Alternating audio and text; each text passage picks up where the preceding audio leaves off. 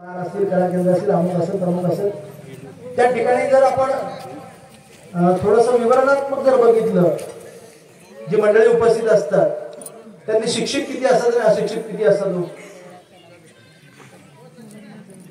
काय म्हणता येईल? मला वाटलं आमच्याकडचं हे सगळीकडेच असावं असं. त्याचं कारण काय? त्या शिक्षणापुढे सूल आलेला आणि उदरनिर्वाहाचं साधन म्हणून शिक्षण, पण त्याच्याही पेक्षा आत्मिक समाधानासाठी आध्यात्मिक आवड आणि पारमार्थिक उपासना ही अत्यंत गरजेची आहे. हे जोपर्यंत आपण आपल्या पुढच्या पिढीवर बिंबवणार नाही तोपर्यंत भारत विश्वगुरु होणार नाही. तोपर्यंत देशातलेच काय पण जगतातले जे सगळे प्रश्न आहेत ते सुटणार. मी आवर्जून आणि मोठ्या अभिमानाने म्हणतो की जगातला कोणताही प्रश्न असा नाही की ज्याचं उत्तर अध्यात्मामध्ये नाही. आज आपण जगतामध्ये बघतो, रोजचा पेपर उघडला की आपल्याला काय दिसतो? चोरी, मारी, खून, अमुक तमुक, अत्याचार झाले, हे झालं, भ्रष्टाचार झाला, हे सगळं का घडतं? जर संतांची शिकवण आम्ही आमच्या स्मरणात ठेवली असती तर हे सगळं घडलं. तुकारामाने सांगितलं, भाग्यवंत म्हणता शरण गेले पंढरीराया, परमार्थिक खरा भाग्यवंत असतो. हे जर लहानपणापासून आपण एखाद्या मुलाच्या मनावरती बिंबवलं असतं तर त्याचं भाग्य त्याच लक्षात राहिलं असतं की आपण खऱ्या अर्थाने भाग्यवंत त्यावेळेला होती जेव्हा मी परमार्थ. तर आम्ही भाग्यवंत कधी शिकवलं? मुलाला काय शिकवलं? तुला पुढे काय व्हायचं? इंजिनियर व्हायचं, काय व्हायचं? डॉक्टर व्हायचं, काय व्हायचं? वकील व्हायचं, काहीच नाही जमलं तर काय व्हायचं? पुढारी व्हायचं. ह्या सगळ्यातलं काय करायचं? धनप्राप्ती करायची. दुसरं काय? पण तुकारामाने सांगितलं, तुका म्हणे धन आणि भाग्य अशाश्वत जाण. हे ज्यावेळेला आम्हाला अनेक अभिमानांच्यासाठी पेपरला सांगतात त्यावेळेला आम्ही त्याच्यावरती विश्वास ठेवून ते जर आम्ही आमच्या पुढच्या पिढीला सांगितलं, त्याच्यासाठी अभ्यास केला तर निश्चितपणानं सगळीकडेच सुखाशिवाय आणखी काही उरणार नाही, दुःख कुठेही अस्तित्वात राहणार. आणि आम्ही जन्माला येऊन काय केलं पाहिजे आणि काय नाही केलं पाहिजे याच्यासाठी आम्हाला काय केलं पाहिजे? संतांच्या संगतीमध्ये गेलं पाहिजे. मग संत आम्हाला उपदेश करतील, मग आम्हाला सारासार विचार करेल. सारासार विचार करा उठाउठी, नामधरा कंठी विठोबाचे, हे आम्हाला संतांच्या उपदेशातून. संत आम्हाला सांगतील की खरा भगवंत कुठं आहे, खरा धर्म कोणता आहे, स्वस्वरूपी राहणे हा स्वभाव. खरा साधू कसा ओळखावा, खरा संत कसा ओळखावा, त्याला कशा पद्धतीने शरण द्यावे आणि त्याने सांगितलेली साधना आम्ही कशा पद्धतीने करावी हे समजण्यासाठी आम्हाला संतांची संगत अत्यंतिक महत्वाची आहे. आणि ज्यावेळेला आम्ही संतांनी सांगितलेली साधना करू त्यावेळेला आमची अवस्था काय आपण बोलून गेलो की अवघेची त्रैलोक्य आनंदची आता चरणी जगन्नाथा चित्त ठेवण्याची अवस्था. बऱ्याच वेळा काही लोकांना असं वाटतं की नेमकं मंदिरामध्ये जाण्याला, सप्ताहासाठी जायचा, भजनाला जायचं, कीर्तनाला जायचं, याचा हेतू काय, उद्देश काय, आम्हाला काय प्राप्त मिळणार आहे? कारण हाच प्रश्न दासबोधाच्या पहिल्या ओळीत श्रोत्यांनी विचारलाय. श्रोते पुस्तकी कोण नंतर काय बोलले, श्रवण केली आणि प्राप्त काय आहे असं श्रोत्यांनी विचारलंय. आणि त्याचं उत्तर मला तो 20व्या दशकात धार्मिक समाजात समाधानी सांगितलं की झाले साधनाचे फळ, संसार झाला सफळ, निर्गुण ब्रह्माचे निश्चळ आंतरिक बिंबळ आहे. अगदी आध्यात्मिक भाषेत न बोलता तत्पूर्वी आणखी एका मुद्द्याला मला स्पष्ट करायचं की आता अभंग महाराजांनी सांगितलं तर नावाचाच अभंग आहे, त्याच्यामुळे भंग होणाऱ्या गोष्टी त्यांच्या मुखात कधीच येणार नाही, वाद नाही. आणि अभंग काय असतं तर प्रेम असतं. आज नगर जिल्ह्यामध्ये जे संस्था चालू आहेत केवळ माऊलींच्या वरच्या प्रेमापोटी मोटरसायकल एवढ्या लावून मुखाने सांगणं परमार्थ वेगळा आहे, आचरण करणं परमार्थ वेगळं. त्याची स्थिती त्यांना आवडणार नाही हे मान्य. पण त्याने जो मुद्दा सांगितला की साधना दोन प्रकारची, एक प्राप्तव्यापर्यंतची साधना आणि एक प्राप्तव्यानंतरची साधना ज्याला ज्ञानोत्तर भक्ती असं म्हटलेलं आहे, की जरी ते प्राप्त झालं तरी ते करत राहावं, कारण आपल्याकडे आदर्श म्हणून इतर बघत असतात, त्या आदर्शासाठी ते आपण ती साधना नित्यपणाने करत राहा. हा एक विषय. दुसरा विषय मला असं सांगायचं होतं की आपल्या सगळ्यांच्या मनामध्ये असा प्रश्न पडतो, कारण आम्हाला असं शिकवलं गेलेलं आहे, आमच्या मनावर असं बिंबवलेलं आहे किंवा बिंबलं गेलेलं आहे की मानवाच्या मूलभूत गरजा कोणत्या? अन्न, वस्त्र आणि आता ते जर एवढंच मिळालं तर माणूस राहू शकतो का? त्याच्यावर कोणतेही संस्कार केले नाही, त्याला कोणतीही भावना नाही, त्याला विचार नाही, तर या 3 साधनांनी माणूस सुखी होऊ शकतो? त्या गरजा शरीराच्या आहेत, पण आत्मिक ज्याला आपण म्हणून आत्मिक समाधानासाठी म्हणून किंवा मनाच्या समाधानासाठी म्हणून मनशांतीसाठी म्हणून त्याला आध्यात्मिक जोड खूप गरजेची आहे. बऱ्याच वेळा असं म्हणतात की नाही काय आज मी माऊलीच्या सत्याला गेलो म्हणजे मला लॉटरी लागेल का, मला काही सोन्याचा अंडा सापडेल का? पण माझा प्रश्न असा आहे की तुम्हाला सोन्याचा अंडा सापडल्यावर तुम्ही समाधानी होणार आहात का?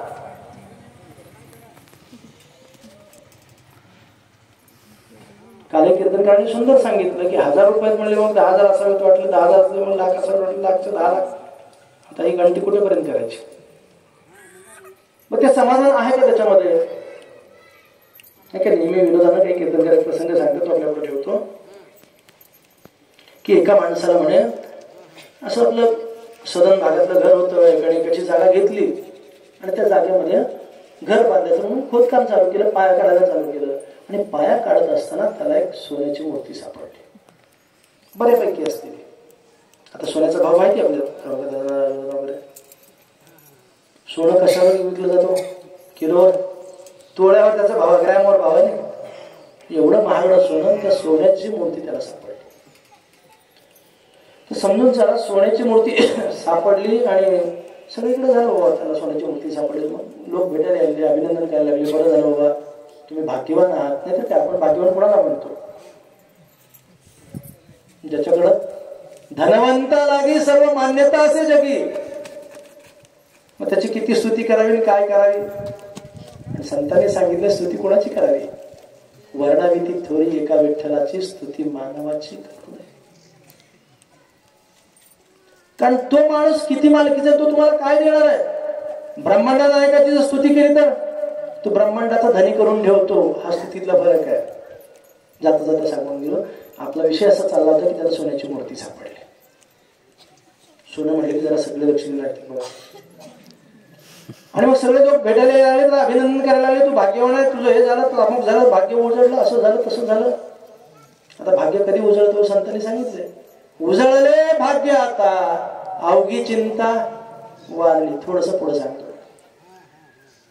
सगळ्यांनी अभिनंदन केलं, भाग्य उजळलं म्हणून सांगितलं, पण याच्या चेहऱ्यावरची काही नाराजी जायला तयार नाही.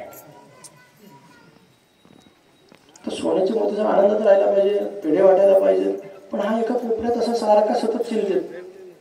एक जवळचा मित्र होता, त्याने विचारलं, काय बाबा तुला एवढी सोन्याची मूर्ती सापडली, सोनं सापडलं आणि तू चिंतेत का? तर त्याने सांगितलं की सगळं काळ खणून झाला म्हणले. पहिल्या दिवशी ती मूर्ती सापडली, त्या मूर्तीवरती 10 नंबर होता म्हणले, त्याच्या खाली लिहिलेलं होतं की 1 ते 10 क्रमांकाच्या मूर्ती याच्यामध्ये आहेत. मग मला 10 नंबरची सापडली, मग पहिल्या 9 कुठे गेल्या? त्या पहिल्या 9 मला सापडत नाहीत म्हणून मी दुःखी आहे.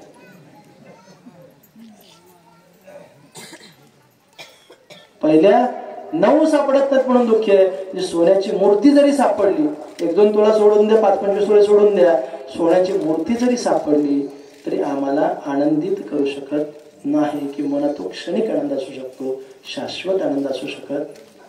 म्हणून भाग्य कधी उजळलं म्हणता येते? उजळले भाग्य आता अवघी चिंता वारली. पुन्हा जन्माला सुद्धा याचा विषय नाही, वारली पुन्हा माघारी येईल असा भाग नाही. कीर्तनकार खूप सुंदर सांगतात की सगळी चिंता दिगंतराला कधी जाते? तर जो परमार्थ अभिमुख होतो त्याला. त्या सोन्याच्याने त्याची चिंता वाढवली का कमी केली हो? बरं इथं जे जे श्रीमंत आहेत त्यांनी स्वतःचा विचार करा. ज्याच्याकडे अधिक धन आहे त्याला चिंता अधिक आहे का कमी हो? ते धन सांभाळून ठेवलं पाहिजे. त्याला कोण सोडून येईल का? कोण जवळचे नातेवाईक माया लावून काही येतील का? बहीण भाऊ काही हक्क सांगतील का? आणखी काही होईल का? कोण देणगी मागायला येईल काय? कोण सत्याची पट्टी मागल काय? नाही का? पण ह्या चिंता वाढवणाऱ्याने आम्हाला आनंदाचा अनुभव येतो. आणि दुःख आणि सुख हे दोन्ही काय विरुद्ध आहे. म्हणजे आम्हाला खरोखर सुख पाहिजे असेल,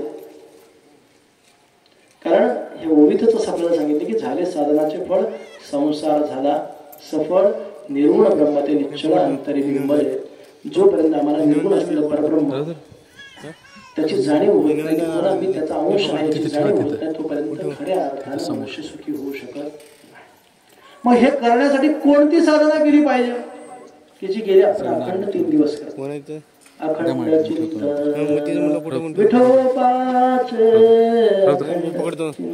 अखंड शब्द थोडा अंडरलाईन केला पाहिजे. आम्ही चिंतन करतो की, पण अखंड असतं का? तुम्हाला अखंड चिंतन म्हणजे काय सारखं नाम नाही, सतत त्याच्या अनुसंधान तो माझं व्हावा या हेतून सतत तो माझ्या सोबत आहे याची जाणीव करून राहणं. येळसरी करा कामधंदा घडीवर म्हणारे गोविंदा, पण तो कामधंदा करत असेल त्याच्या सत्तेनं करतो, ती भावना ठेवून साधना करणं, ती साधना फलभूत होते. बरीचशी मंडळी म्हणतात आम्ही साधना करतो, आम्हाला त्याचं फळ का मिळत नाही? पण साधना कोणती करता? जी गुरुंनी सांगितलेली ती साधना करणं महत्वाचं आहे. कालही सांगितलं आणि सगळ्यात सध्या कलियुगामध्ये सगळ्यात महत्वाची साधना कोणती आहे तर कलो नाम संकीर्तन. या युगाचा धर्म महान नामस्मरणाची मुक्ती जाण साधना ही कलियुगी. कारण अन्य साधना आम्ही जर करायला गेलो तर आम्ही उलट काय करू? सुखाच्या ऐवजी दुःख प्राप्त करून घेऊ. झालेली घटना सांगतो. आमचे जवळचे मित्र होते आणि त्यांचे सासरे बऱ्यापैकी आध्यात्मिक होते, पण त्यांनी गुरूंचं मार्गदर्शन न घेता कुठेतरी पुस्तकात वाचलं आणि गायत्रीचं पुरस्चरण करायचं ठरवलं. आणि अखंडित त्यांनी काही दिवस गायत्रीचं पुरस्चरण केलं आणि थोड्या दिवसाने त्यांना अनेक आरोग्याच्या समस्या निर्माण व्हायला लागल्या. त्यांना लक्षात येईल की हे कशामुळे व्हायला लागलं. शेवटी नाही झालं, त्यांच्या सद्गुरूला शरण गेले.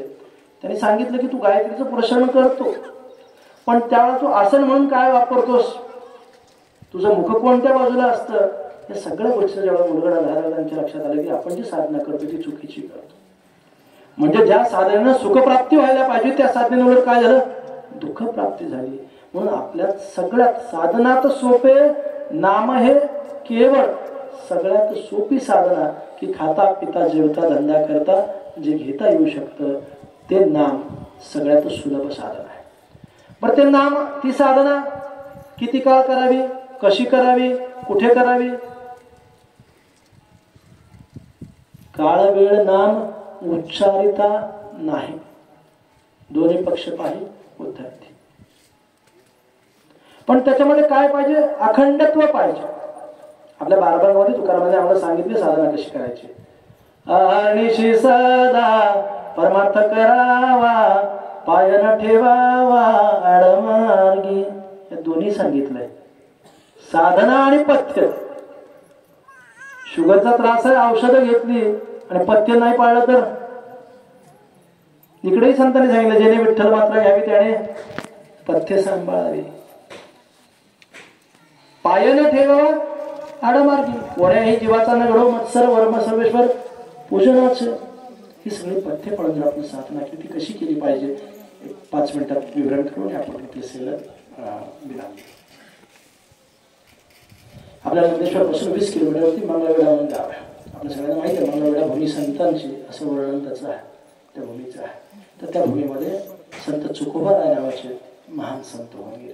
आपण सगळे पंढरपूरला जाणारी मंडळी आहात. तर आपण नदीवरनं स्नान करून आलो, मंदिराकडे वळलो की पहिल्यांदा मंदिर कोणाचं लागतं? चोखोबारायांचं लागतं. मग नामदेव पाहिजे आणि मग भगवंत आहे. चोखोबारायाचं दर्शन घेऊन चोख झाल्याशिवाय तुम्हाला पुढे प्रवेश नाही. चोख समजतं की दादाला वगैरे माहिती आहे चोख सोनं काय भेसळीचं काय. तसं आमचे सगळे विकार जेव्हा निरसन होतील तेव्हा हे आमच्याकडे काय चोख होईल. त्या चोखामेळा महाराजांच्या आयुष्यातली घटना आपल्या पुढे मांडतो आणि मग त्याच्यानंतर माऊली चिंतन 2 मिनिटं. त्या चोखामेळा महाराजांचा जीवनकाळ जेव्हा संपत आला तेव्हा त्या गावाच्या गावकुसाचं काम, वेशीचं काम बांधायचं चालू होतं आणि ती जी वेस होती, जी गावकुसाचं हे होतं बांधकाम होतं, ते ढासळलं आणि त्या ढासळलेल्या त्या बांधकामाखाली मजुरी करणारे, बघा लौकिक अर्थाने आपण काय म्हणू, साधं काम करणारे कामगार, मजूर, पण त्यांचा अधिकार काय होता की देवाला कामाला लावायचा त्यांचा अधिकार होता. चोखामेळ्यासोबत ढोरं ओढली असा स्पष्ट उल्लेख भक्तीच्यामध्ये. पण ते कामगारांचं आपलं आले भागात ते करीतो तुझे नाम उच्चारितो याप्रमाणे ते दररोज कष्टात राहायचे. कारण बऱ्याच वेळा आम्हाला असं वाटतं की नाही आम्ही सगळं प्रपंच सोडून काहीतरी वेशभूषा केशभूषा केली म्हणजे आम्ही संत झालो असं आम्हाला वाटतं. तर कर्माचा त्याग करायची काही गरज नाही. जे उदरनिर्वाहासाठी जे विहित कर्म आपल्याला सांगितलेलं जे काही उचित असं कर्म आहे ते आपण केलं पाहिजे. तर असं कर्म करणारे चोखोबाला त्या बांधकामाखाली त्या ढिगाऱ्याखाली सापडले आणि तिथं त्यांचं सगुण देह निमाला सगुण देह त्यांनी सोडला. आणि ही वार्ता पंडित परमात्म्याला समजली नाही. त्याने नामदेव महाराजांना सांगितलं, नामदेवा चोखामेळा माझा जीव की प्राण आहे म्हणजे. त्याने जरी सगुण देह सोडला तर त्याच्या त्या अस्थी ज्या आहेत त्या अस्थी पंढरपूरला आणाव्यात आणि त्याची समाधी बांधावी अशी माझी इच्छा आहे. कारण ज्या देहाने अहोरात्र नामस्मरण केलंय तो देहही तितकाच महत्वाचा. नामदेव महाराज गेले मंगळात, बघितलं तर मंगळात काय झालं होतं, असंख्य लोकांचं एकदमच निधन झाल्यामुळे त्या सगळ्यांचं सामूहिक अग्निसंस्कार केला होता. तर सामूहिक अग्निसंस्कार असल्यामुळे सगळ्यांच्या ज्या अस्थी होत्या, अस्थी म्हणजे हाड लक्षात येतात, तर त्या अस्थी सगळ्या अशा एकत्र होत्या. मग नामदेव महाराजांचा प्रश्न पडला की चोखामेळ्यांच्या अस्थी नेमक्या कशा निवडायच्या. पुन्हा त्यांनी भगवंताचं स्मरण केलं. भगवंतांनी सांगितलं म्हणजे प्रत्येक अस्थी उचल कानाला लाव, ज्या अस्थितनं विठ्ठल विठ्ठल विठ्ठल विठ्ठल विठ्ठल विठ्ठल असा नामघोष येत असेल त्या अस्थी माझ्या चोख्याच्या. त्याप्रमाणे त्या अस्थी जमा केल्या, नामदेव महाराज घेऊन आले आणि मग समाधी पंढरपूरला झाली. आजही नामदेव महाराजांचे जे वंशज आहेत ते प्रत्येक वेळा चोखोबाराच्या पुण्यतिथीला मंगळवारी येऊन कीर्तन करतात आणि मग काला होतो. सांगण्याचा हेतू काय की जिवंत असेपर्यंत सोडून द्या, पण त्यांच्या निर्जीव म्हणतात किंवा त्या अस्थी सुद्धा विठ्ठल विठ्ठल स्मरण करत होत्या. म्हणजे त्याने त्यांच्या आयुष्यभरात किती स्मरण केलं असतं पाहिजे. आणि मला सांगा गेल्या 3 दिवसात आपण अखंड नाम जपतोय तर किती आनंद आहे. त्याने आयुष्यभर जर नाम जपलं असेल तर किती मोठा आनंद असण्याचा विचार करायला पाहिजे. कसं बोटांना दाखवू तुला, घे अनुभव गुरुच्या मुला. कागदी लिहिता नामाची साखर, चाकीता गोड केवी वाटे. नुसतं आपण ऐकून नाही तर स्वतः आपण आचरण करून बघितलं पाहिजे. आपण त्याचं स्मरण करून त्याची गोडी लक्षात. आणि हे जसं चोखोबारायांचं घडलं. आपण मगाशी म्हणालो संत दिसती वेगळावे परी स्वरूपी मिळाले. ते एकच स्वरूप अनेक प्रकट झालेलं असतं. तेच पुन्हा पुन्हा अवतार घेतात. जसं भगवान कृष्णांचा अवतार ज्ञानेश्वर महाराजांनी घेतला आणि त्याच ज्ञानराजांच्या चरित्राशी साम्य असणारं चरित्र म्हणजे माऊलींचं आहे. कारण दोघांचा जन्म गोकुळाष्टमीचा आहे. दोघांच्या आई वडिलांचं नाव साम्य आहे. त्यांच्या आई वडिलांचं नाव विठ्ठल पंत होतं, यांच्या वडिलांचं नाव व्यंकटेश होतं, त्यांच्या आईचं नाव रुक्माई होतं, यांच्या आईचं नाव रुक्माई होतं. माऊलींच्या लौकिक जीवनामध्ये, माऊलींच्या जीवनामध्ये बंधू भगिनींची संख्या होती ती 3 अधिक 1 म्हणजे 3 बंधू आणि 1 बहीण. आणि ज्ञानोबा माऊलींच्या जीवनामध्ये तीच संख्या होती. याच्याही पुढचा योगायोग असा म्हणता येईल की ज्या ज्ञानोबारायाने ज्ञानेश्वरी सांगितली आणि लिहून कोणी घेतली हो. आपण किती कीर्तन ऐकतो, किती प्रवचन ऐकतो, ज्ञानेश्वरीची किती पारायण करतो. सच्चिदानंद बाबा आदरे लेखकू झाला. त्या सच्चिदानंद बाबांच्या 13व्या वंशजाने दाका थावरे साहेबांनी पुन्हा माऊलीचं चरित्र लिहिलं. हा योग म्हणायचा की अवतार म्हणायचा आपण त्या माऊलींच्या चरित्रातली एक घटना आपल्या समोर मांडतो की माऊली एकदा कर्नाटकच्या प्रवासात होत्या. कशासाठी प्रवास? धर्म जागरणासाठी प्रवास. देह जावो अथवा राहो पांडुरंगी दृढ भाव या न्यायानं शरीराला किती वेदना झाल्या काय. आता मला सांगा, आपल्याकडे कितीतरी चांगल्या गाड्या, किती चांगले रस्ते, तरी आपण इकडनं तिकडं जायचं म्हणलं तर किती हे करतो. खूप लांब आहे, खूप त्रास आहे, अमुक आहे तमुक आहे. त्यावेळेला काय व्यवस्था होती? कुठे बैलगाडी, कुठे एखादी क्वचित एसटी नाही, ती पायीचा प्रवास. असा प्रवास किती केला. नंदेश्वर पासून 600 किलोमीटर तिकडे दावणगिरी आहे आणि 450 किलोमीटर इकडे मुंबई आहे. हा सगळा अख्खा परिसर महाराष्ट्र कर्नाटकात केला हलकल्लोळ नामस्मरण दीक्षेचा. अशा पद्धतीने नामप्रसार केला.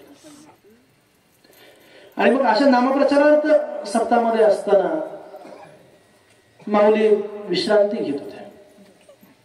आता योगाची जी लक्षणं आहेत त्यांची सहज विश्रांती म्हणजे काय असतो? सहज समाधी.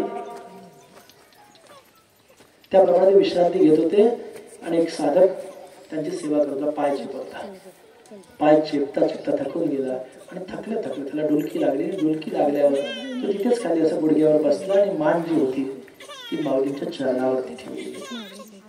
आणि थोड्या वेळाने पुन्हा त्याला जाग आल्यावर त्याने सूक्ष्म पद्धतीने बघितलं, थोडंसं ऐकलं तर तिथे अखंड नामाचा उच्चार त्याला ऐकायला लागला. त्याने इकडं बघितलं, तिकडं बघितलं, कुणीच दिसत नाही. त्याने पुन्हा लक्ष देऊन बघितलं तर तो जो उच्चार येत होता तो माऊलींच्या रोमारोमामधनं येत होता. रोम म्हणजे आपल्या अंगावरती रोम असतात, त्या रोमारोमामधनं त्या भगवंताच्या नामाचा अखंड उच्चार होता. अशी साधना ज्यावेळेला घडते त्यावेळेला झाले साधनाचे फळ. संसार झाला सफळ, निर्गुण ब्रह्म ते निश्चळ अंतरिबिंब. मग पंचमहाभूत त्यांच्या अधीन असायला काय हरकत आहे? आपण म्हणतो माऊली पाण्याच्या खाली 3 तास होते, अग्नीमधून त्यांनी हात काढला. काय अशक्य आहे? अशक्य ते तुम्हा नाही. नारायणा निर्जीवा चेतना आणावा, अनेकांना जिवंत केलं. आमच्या माकडीच्या विवंतांच्या घरी तर कितीतरी प्रसंग घडलेले. आज ते असं जण अत्यंत परमानंद झाला. कोणाचं नाव घेण्याचं हेतू नाही, पण जे घडलंय ते सत्य आहे. अशा कितीतरी निर्जीवांना पुन्हा चेतना आणण्याचं सामर्थ्य कशामुळे झालं? तर अखंडित ते नामस्मरण होतं. त्या नामस्मरणाची ती शक्ती. आणि जर आम्हाला सुद्धा काही अंशी तर ते समाधान मिळवायचं असेल तर तसं काहीतरी अट्टहास केला पाहिजे. आमचा परमार्थ कसा? झालं तर करू, जमलं तर बघू. देव आशानं पावायचा नाही रे, देव बाजारचा भाजीपाला नाही. माझ्या विठोबाचे नाव अट्टहासे उच्चार. अट्टहास केला पाहिजे की माझ्याकडनं किती नामस्मरण घडलं. कारण नामस्मरण ही अशी साधना आहे की त्या साधनेपुढे सगळी साधनं गौण आहेत. ती सर्वोच्च साधना नामसाधना आहे. नाना तीर्थाचे भ्रमण सकलाचे माथा नामस्मरण मोलाची ही साधना असं सांगितलेलं आहे. किंवा योगयाग विधी येणे नव्हे शुद्धी सिद्धी वायाची उपाधी दंभधर्म. जर आमचं मन नामामध्ये नाही तर ते सगळं व्यर्थ असं हरिपाठामध्ये मला स्पष्टपणे सांगून ठेवलं. कारण अनेक साधनातून अहंकाराची बाधा होण्याची शक्यता खूप असते. आणि अहंकाराची बाधा जर झाली तर होतं कसं सांगू तुम्हाला? आजार एक असतो, औषध एक दिलं जातं, आजार कमी होण्याच्या ऐवजी आजार बळावत जातो. म्हणून कोणतीही साधना आपल्याकडनं भगवंत करून घेतो ही भावना पाहिजे. पतित पतित पतित मी त्रिवाचा पतित. रात्रीच्या पण अभंगात सांगितलं की पतित पतित वेळोवेळा म्हणावे, एकदा नाही. मी पतित आहे, माझ्याकडनं तू करून घे ही भावना असली पाहिजे. मग ती कोणतीही साधना असेल, कोणतेही पारमार्थिक कार्य असेल, त्याचा गर्व किंवा अहम येता कामा नये. जर गर्व आला तर ते सगळं काय झालं? फुकट गेलं सगळं. काही लोक म्हणतात आपल्याकडे ते प्रमाण कमी आहे, माऊलीची खूप मोठी कृपा आहे, मी होता म्हणून सप्ताह झाला. अरे पण तुला निर्माण कोणी केलं? मी एवढी पट्टी दिलो, तुला कोणी दिली? येताना काय घेऊन आलास, जाताना काय घेऊन जाणार आहेस? बरं त्यापैकी किती तू रक्षण करणार आहेस? त्याने द्यायचं ठरवलं तर त्याला हात किती येतो? कारण किती रुपये त्याचे? अनंत रुपये अनंत वेश. देखिले मी त्यासी बाप रुक्मा देवीवरी कोण बांधली केस. अनेक रूप आहेत, त्याचे अनंत हात आहेत. अनंत हस्ते देता तयाने, किती घेशील दो कराणे. आणि तितुक्याच हस्ते नेता तयाने, किती रक्षशील दो कराणे. म्हणजे अन्नदानासाठी पैसे माझे 1,00,000 रुपये, त्यातले 1,000 रुपये 99,000 होतील की, म्हणजे कमी होईल की. पण दान दिये धन ना घटे, नदी न घटे नीर, अशा पद्धतीचं. मग ते साठवून ठेवलंय. कोणतरी अचानक आजारी पडलं, 5-10 लाख रुपये अचानक निघून गेले. एखादा मुलगा व्यसनी निघाला, त्याच्यात किती निघून गेले. त्याच्या सत्कर्मासाठी खर्च केले, तर भगवंत आम्हाला दिल्याशिवाय राहणार नाही. आतापर्यंतची उदाहरण आहे, अनुभव आहे. संतांनी उपदेश अंदाजे केलेला नाही, आधी केले आणि मग सांगितले. म्हणून त्यांच्या उपदेशावर आम्ही नितांत श्रद्धा ठेवली पाहिजे. मग ज्याप्रमाणे सांगितलं त्याप्रमाणे अहर्निशी साधना करण्याचा प्रयत्न केला पाहिजे. जेवढं होईल तेवढं अधिक अधिक अधिक अधिक साधना करण्याचा प्रयत्न केला पाहिजे. कारण सद्गुरू कसे आहेत, तुकाराम म्हणले, आम्ही निर्गुण पुढचे वाणी आमचा जिन्नस घ्यावं कोणी. भरा गोण्या बांधा मोठा आमच्या जिन्नसा नाही तोटा. ते सुख आम्हाला वाटायला आलेले आहेत. देव घ्या कोणी, देव घ्या कोणी.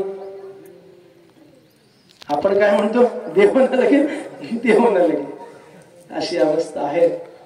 तर सुख देण्यासाठी आपल्या दारात भगवंत आलेला असताना आबाग्याच्या घरा बाबा कामधेनू आली आणि ओरळ म्हणून हाकून या लावली. आपल्या अष्टाग्रामाला खूप मोठं महत्व आहे. कारण माऊलीने अवतार संपवण्या अगोदर तुमचा आमचा उद्धार करून मग सगुण देह विसर्जित केलेला आहे. कदाचित अष्टकरांना दर्शन देऊन मग जावं ह्या हेतून अगोदर ते अष्टाला दिसते. आपण किती भाग्यवान होतो त्याचा विचार केला पाहिजे. ते भाग्य आपण जाणलं पाहिजे. आपल्याकडनं जेवढं होईल तेवढं परमार्थ काढायचा प्रयत्न केला पाहिजे. खूप सुलभ आणि सोपा परमार्थ माऊलींनी सांगितलेला. याच्यासाठी काही खूप कष्ट अशातला भाग नाही. साधं सोपं सुलभ करून सांगितलेलं आहे. ते करण्याचा तुम्ही प्रयत्न केला पाहिजे. अखंड चिंतनामध्ये राहण्याचा प्रयत्न केला पाहिजे. जेव्हा अखंड चिंतनामध्ये राहू तेव्हा आमचं आचरण शुद्ध झाल्याशिवाय राहणार नाही. आणि आचरण शुद्ध झालं तर पथ्य उपथ्याची बाधा उरणार नाही. मग पथ्य सांभाळून जर आम्ही साधना केली तर निश्चितपणानं आपुलिया जीवे शिवासी पाहावे, आत्मसुख घ्यावे वेळोवेळा, असं आत्मसुख तुम्हाला मिळाल्याशिवाय राहणार नाही. माऊलींनी जे अत्यंत महत्वाचे नीतिनियम दिलेले आहेत, 12चे अर्थी, 6चे अर्थी, 12 भंग, अत्यंत सगळ्या वेदांताचं सार त्याच्यामध्ये आहे असं म्हटलं तर वावं ठरणार नाही. त्यांनी सांगितले नित्यनेमी असी पटता प्रतापे जळतील पापे जन्मांतरीची पाप जळली म्हणजे काय, पाप आणि पुण्य संपलं की उरलं काय, त्या स्वरूपाशी एकरूपच होणार. म्हणून त्यांनी सांगितल्याप्रमाणे 12 भंग सोडू नका हा तुकाराम महाराजांचा संदेश ऐकला पाहिजे. तुकाराम महाराजांनी दूर होय विघ्न विठ्ठल म्हणे तुकया शेवटी निज ठाया नेई नमे. त्याचं विघ्न तर दूर करेन पण मी त्याला त्याच्या निज ठाया म्हणजे निज स्वरूपाला एकरूप करेन. विघ्न म्हणजे नेमकं काय तर या मायादेवीच्या धांदली सूक्ष्म कोण मन घाली, या मायाच्या चक्रव्यूहात अडकणं म्हणजेच मोठं विघ्न आहे.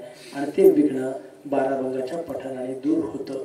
6च्या आरती करताना आपलं लक्षात येतं की सखया रामा विश्रांती तुझी नामे. जगामध्ये विश्रांती कुठे आहे तर त्या नामामध्ये आहे. नाम म्हणजे काय, जो मीचा अंत करतो, न मी ना मी, जो मीचा अंत करतो त्याला नाम म्हणतात. किंवा नाम या शब्दाचा आणखी अर्थ आहे आम या शब्दाला संस्कृतमध्ये अंधार असं म्हणतात. जो अंधाराचा नाश करतं ते म्हणजे नाम आहे. तर ते नाम आपल्या हृदयामध्ये ठेवून त्याचं अखंड स्मरण करावं अशी आपल्या सगळ्यांच्या चरणी विनंती करतो. ते स्मरण तुमच्या माझ्या सगळ्यांच्याकडनं माऊलींनी करून घ्यावं. इथं बसून बोललो म्हणजे खूप मोठा ज्ञानी आहे, खूप मोठा अभ्यासक आहे, साधक आहे, अशातला काहीही भाग नाही. जे काही श्रवण केलं ते आपल्यापर्यंत पोहोचवण्याचा प्रयत्न केला. माझ्या मतीच्या दोषामुळं, काही अहमच्या दोषामुळं काही चुकीचे शब्द गेले असतील तर मोठ्या मनाने माफ करावं. पण जे माऊलींचं आहे त्याचं स्मरण करावं, चिंतन करावं, मनन करावं आणि आपण भगवंताकडे रोज एकच मागणं मागावं, हेची दान देगा देवा तुझा विसरण भावा, गुण गायीन आवडी हेच माझी सर्व जोडी, न लगे मुक्ती धन संपदा संत संगरी सदा. आपल्याला सुखात असू दे दुःखात असू दे प्रत्येक वेळा माऊलीने हे मागायला सांगितलंय. ते मागणं आपण दररोज मागावं, प्रतिदिन करावेत, नामस्मरण करावं, आपल्या आचरणामध्ये शुद्धता ठेवण्याचा प्रयत्न करावा. तसं मागणं दररोज माऊलीकडे मागावं आणि ते तुमचं माझं सगळ्यांचं मागणं माऊलीनं पूर्ण करावं अशी पुन्हा एकदा माऊलींच्या चरणी साष्टांग दंडवत करून विनंती करतो. म्हणजे झालेली सेवा आहे ती माऊली चरणी अर्पण करतो. पुंडलिक वरदा हरी विठ्ठल, पार्वती गते शिव हर महादेव, राजाधिराज श्री सद्गुरुनाथ महाराज, श्री ज्ञानदेव श्री सद्गुरुनाथ भाऊसाहेब महाराज की, श्री सद्गुरुनाथ अयनाथ महाराज की, श्री सद्गुरुनाथ संगमेश्वर महाराज, राजाधिराज श्री सद्गुरुनाथ गिरमल्लेश्वर महाराज की, राजाधिराज